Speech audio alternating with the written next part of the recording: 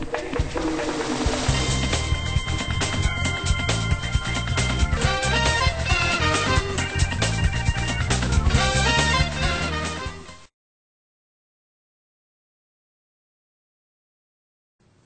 to another installment of Tech Tips by Matt Rothman. We're here live in the Watkins IT studios here in Bethesda, Maryland.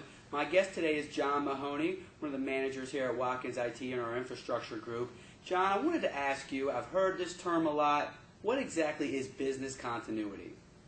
Well, business continuity can mean several things to several people, Matt, but in its essence, business continuity it allows a company to recover from an unexpected event, i.e. server failure, loss of your facilities, loss of internet service providers.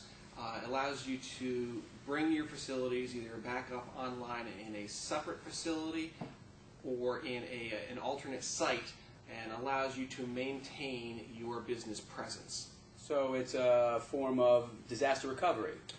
It's a form of disaster recovery, but unlike traditional disaster recoveries, this allows what we call, there's several different flavors, and business continuity Share allows... these different flavors with them, Certainly. please. Business continuity allows for sort of the warm/hot site.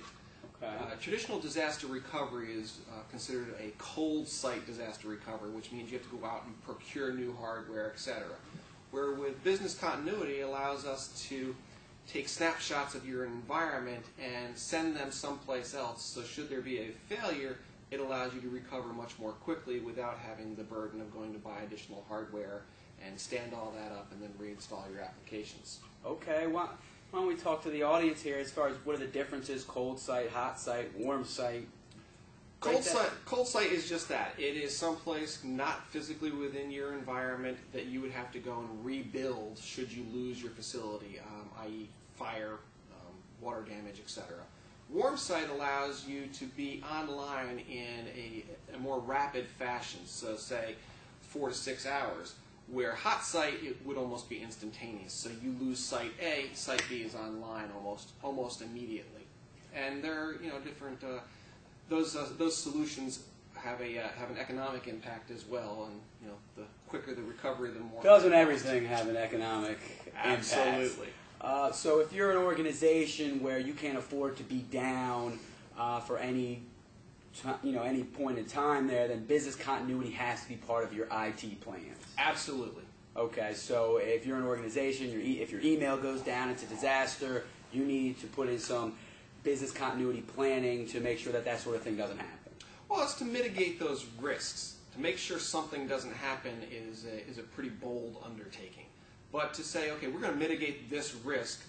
Say you're a shop and you have a pretty big e-commerce presence. Mm-hmm. You want to make sure that your constituency is able to procure your product at any time. Okay. So you want to make sure that you're up and live and happening.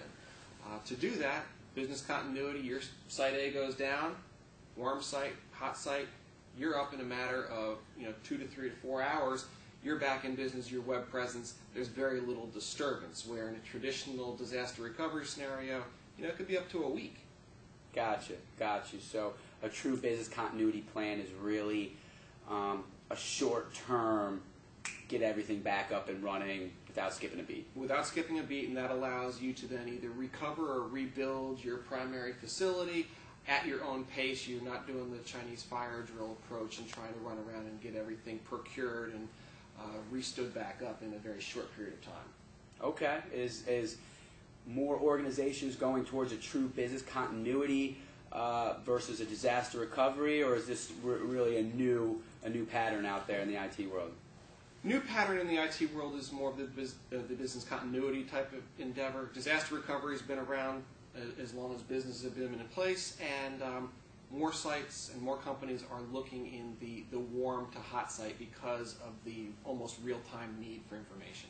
Okay, well, John, thank you very much. I know I learned something. I hope the audience learned something about business continuity. Before I let you go, we were at a happy hour a few weeks ago, and I saw you were sipping on the scotch. Tell everyone in the audience out there, what is your favorite scotch?